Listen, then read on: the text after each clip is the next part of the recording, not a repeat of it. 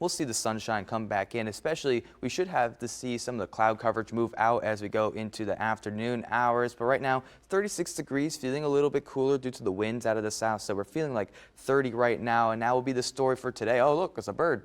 Oh.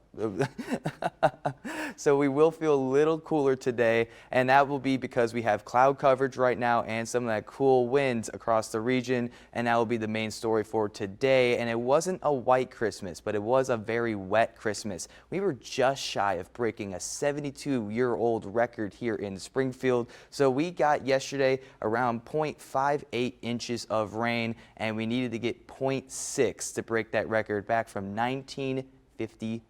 So it's been a while since we've seen a very wet Christmas here in Springfield, and that's because we had this system that brought that rain up into Wisconsin. Now it will bring in our next weather maker. It's going to wrap around, and this low pressure is going to make its way south, bring in cooler air into our region, bring us back down into seasonable temperatures, and what it will do for the first time this season is probably give us actual measurable snow across the region. So we will have precip chances as we go into Wednesday, come back into the forecast. So panning this out, we will have some snowflakes making its way into central Illinois around early morning tomorrow, and it just depends on where this freeze line goes. If this freeze line goes more out to the west, we're going to get more rainfall here.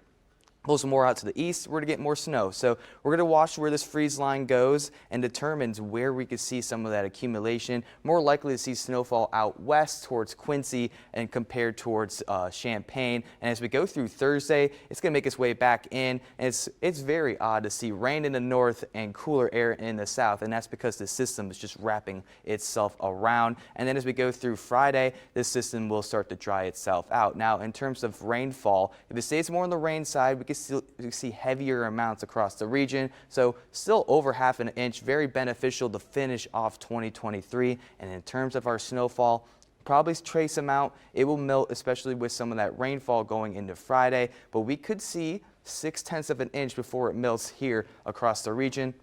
Very beneficial rain for this month. We are in a positive note, still almost about an inch in positive rainfall. And looking over our temperatures for the next week, more seasonable forecast for the remainder of the year. So looking over our last week of 2023, we're going to go back into some winter precip. And as we go into our last weekend and into the new year, we're going to be back into those mid-30s once again.